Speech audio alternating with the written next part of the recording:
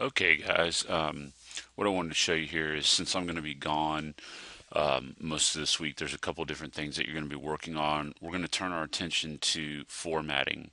Now, one of the things that I want you to keep in mind as you work here is I'll still have you do examples where you're using those formulas and functions. Those are things that we've talked about that would be really important all throughout Excel, but the focus and main look at is going to now be on how to format an Excel spreadsheet. So I pulled up an old, very old example that I used to use over in basic computer apps at the high school to kind of show you a couple of things with this. So as you can see, this is a spreadsheet that would have some sales numbers for some workers for a classic car company.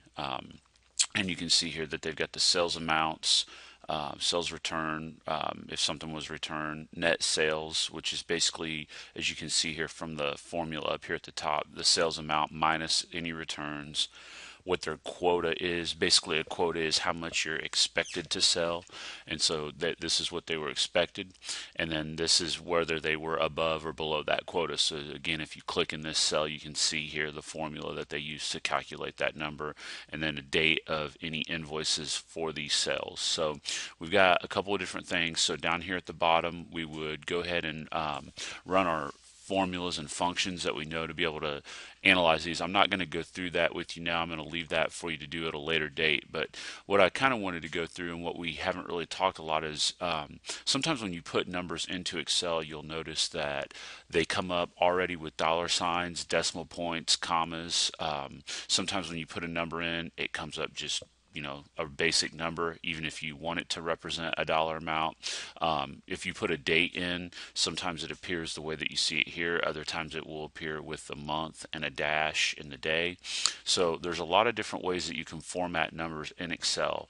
And so where you're going to go to do that is up here underneath the Home tab. You're going to go to the number group and you can click on the expander button. Now, we've already had some previous workings with this. I've shown you guys the dollar sign, the percent sign, and the increase and decrease decimal button up here, but clicking on that expander button right there will bring up this dialog box in which you can see here the first tab on here is called number.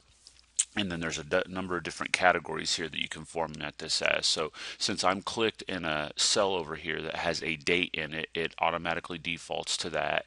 And you can see here there are a number of different ways that I can get this date to display. So if you prefer to have the month shown, sometimes they place the year first and then the month and then the day, or you can have the month and or the year and then the month. So it just kind of depends upon the directions, or in the real world how your boss would want you to display it. But those are some number of different options that you can choose there. So notice some of these other options that are here. I'll back out of this for a second and come over here to the currency. You can see up here in the formula bar this number appears normal, but it's formatted with the dollar sign, the comma, and the decimal point. Again, if I click on that number, this is shown as an accounting number. I can also set it as currency.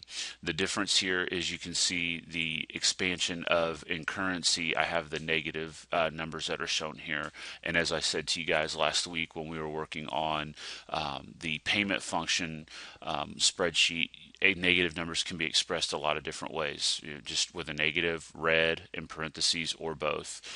Again, you can see the dollar symbol will appear, and then I can set the number of decimal places there as well.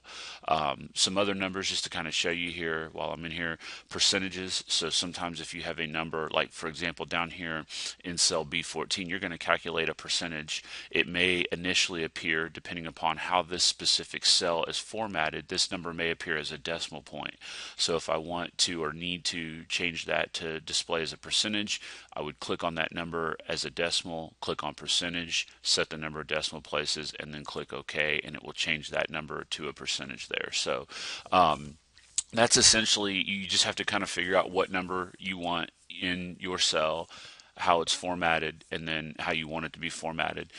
You have to keep in mind that each individual cell is different. Okay, so just because you change this cell right here, the remaining cells underneath here may not be formatted that way. So if you know you've got a large block of data that you're going to want to all appear the same way, like for example, all of this is going to be dollar amounts. So if I was just starting this spreadsheet, I would format this whole range of cells right here as the same number type. If I had a multiple listing of percentages that I was going to do all the way down through here, I would highlight however much I want and then set that, and then every number in there will appear that way. Otherwise, if I just do it, it'll be one cell at a time. So again, if you know you're going to have a large block of data or multiple cells that you're going to be formatting a certain way, it's probably best to highlight all of it first and then set the formatting that way. Okay, so a couple other things that I want to show you here that you're going to work on this week. Inserting images. You can insert clip art or pictures into an Excel spreadsheet just as you can with a Word document or a PowerPoint. You just choose where you want to be in the spreadsheet. You go up here to the Insert tab. You've got picture, you've got clip art. I'm going to choose clip art here. We've got our search for car. So again, if this were a classic car company, I could just choose one of these pictures here, insert this image, and then again, at this point, a lot of the stuff that you've worked on before is pretty much the same. You get the four-sided arrow will move the picture anywhere within the spreadsheet. Going to the corners, the fill handles, those will change your size of the shape, so you can maneuver that any way that you like. You can rotate it if you need to, if you want to add a little bit of a tilt to it, whatever. So you've got different options in here for how this can appear. So I just wanted to make sure, obviously you've got your picture tools format up here. You can change all the different, the brightness, the contrast, the border, color, all that stuff is available up there as well. So that's something else that you'll see a little bit. The final things that I want to show you in here with this is obviously we've talked about how to change the appearance of a spreadsheet a little bit. So you get something like this. This is very, very basic right now.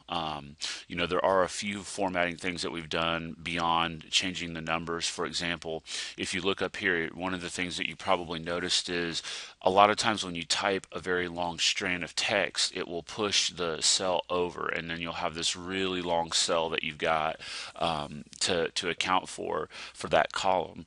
Well, as you can see, this words right here are stacked on top of each other. So if you look up here under the alignment section, again, this is all from the home tab. In the alignment section, there's a button that I've clicked on here called wrap text, and you can kind of see as this drop down box comes in here, it tells you what that does there. It takes, again, something that would be very long in a cell and stacks it on top of each other in multiple lines. So depending upon the width of your cell, it will stack that up there like that. Now again, that's one step, but again, with these being column headers, what I would probably want to do is another step is to take this and maybe bold it, italicize it, these things that we've already learned how to do in Excel. And so when I take this, I could also do an underline in that, to put a little bit of a border there. If you think back to what we did in Word when we worked with tables, these are the same types of formatting that you can do with that. You just have to think of Excel as one big table. So that might be one thing that I would do. Probably want to get this over here. So I'm going to bold, italicize, and underline that. My sales rep names, again, there's a number of different things I can do with this. I could color code my sales reps, so I could give each person an individual color. If I wanted to do it that way, I could take all of the names and all this stuff over here and bold it and italicize it as well, just to get some consistency, okay? Now, again, some of the other things that you've seen here before, I could bold this. Probably want to change the font size here, maybe blow that up a little bit, okay? Here's another thing that you can do. This is also a very popular choice in Excel when formatting a spreadsheet.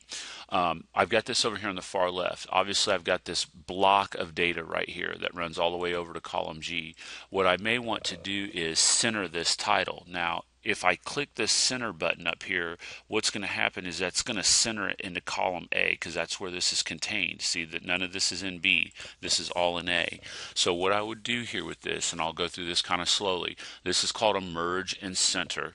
So I'm going to take my two cells here because look, both of these are in row 1 and row 2. I'm going to take both of these and I'm going to highlight all the way over to column G, and I'm going to come up here right below where this wrap text button is I was just referring to is a button called merge and center. And what this is going to do is it's going to basically take the whole range that I've selected and make that one big cell and put my text in the middle of that. So when I click on merge and center, notice that it takes me here and centers this up. Okay, now you saw that error message come up. So what I need to do is one at a time. So I take this and I come over to G and I merge and center that, and then I take this and I come over. It will not let you do two things at one time. So I tried to do that and it wouldn't work. That means I have to do that one at a time so that both of them come up that way. All right, so now that looks a little bit better. Again, if you want to change the way that these negative numbers are appearing to make them stand out a little bit more, you highlight your range. You can come up here to number, go to currency, maybe change these to show up as negative or in parentheses. I'm going to change it to red. So now my red numbers stand out a little bit more, showing that those are negative there, and that will put some standout on those two numbers there. Again, once you run these calculations in here, you'll have this filled all in, and you can do the same thing if you get any numbers in here that are negative or that you want to stand out. You can do that later on in another video. I'm going to show you something called conditional formatting, and I'm also going to show you how to change table styles and things like that we did in Excel, that we did in Word. You can do the same thing in Excel.